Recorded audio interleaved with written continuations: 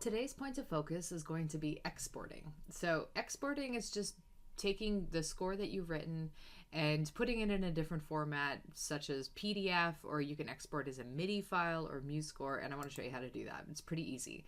So go to File, Export, and then you're going to get a bunch of different options. You're going to get select format. You could do it as a PNG, as a MIDI, and a bunch of other things. So I'm going to start with just PDF. This is a really nice one because PDF is a nice way to print your music. You can also print directly from Musescore, but sometimes it's nice to have the PDF. It's easier for sharing with other people as well.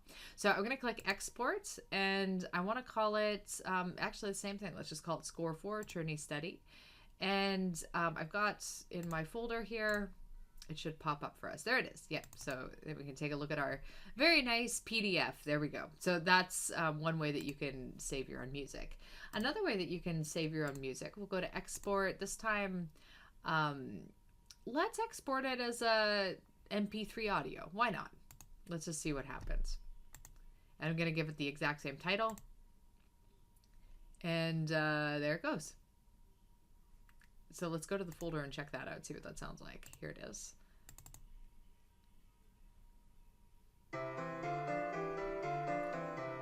It essentially is just the, auto computer generated playback, which is all well and good. All right, so another type of export that I wanted to show you, this one will maybe take a bit more time to show you. If you go to Musescore, now remember when we downloaded Musescore, we went to musescore.org. That's where the free program lives, ad-free, all that stuff. There also exists, the same company does Musescore.com. Now, Musescore.com is a file sharing website which wants you to subscribe to its sheet music database, and it wants you to pay a monthly subscription and stuff like that. You can absolutely use it for free without ever getting a subscription, and I would encourage you to do so because it's actually pretty useful. So you can upload your own Musescore files, and I'm going to just walk you through that process. Click the upload button once you have an account made, and I'm going to drag and drop my Tourney Study, and you can only upload Musescore files. So I'm gonna, the MCSZ extension, I'm just gonna drag it and drop here. Hopefully something will happen. Usually something happens when I do that. It gets into the upload mode. In the meantime, I'm going to take you to my scores because I've actually already uploaded one of them so you can see what it looks like. I've uploaded the, I already uploaded the Tourney Study. Okay, so once it's uploaded, you get a lot of really nice options here. So the thing that works really well with this is it gives you playback functionality. So if you don't want to use your computer or your laptop as a playback mode when you're at the piano, maybe that's too cumbersome. I mean, I know for me, certainly having a laptop at the piano is a bit cumbersome. This is a way that you could get your music on, say, like a tablet or something that is a little easier to have at your screen. So you export to Musescore, you upload it to musescore.com for free. I would encourage you to keep your scores private because then you don't have to worry about any copyright settings. I could update the score and kind of show you. You can see that there's 3 different options for privacy.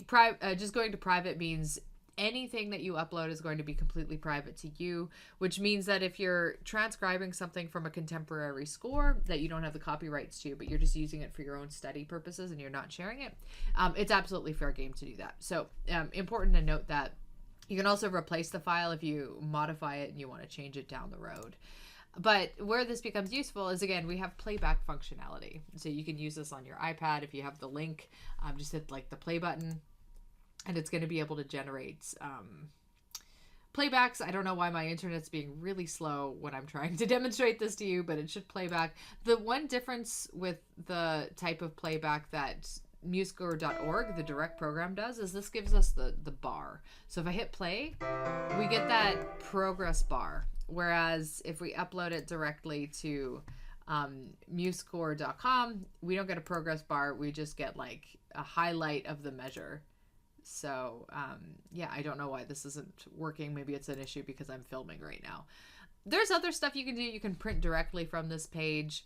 You can, I can't remember if send to YouTube is a free thing. Let's see. You can I think export this as like YouTube sheet music, and there's a lot of people who do that as well.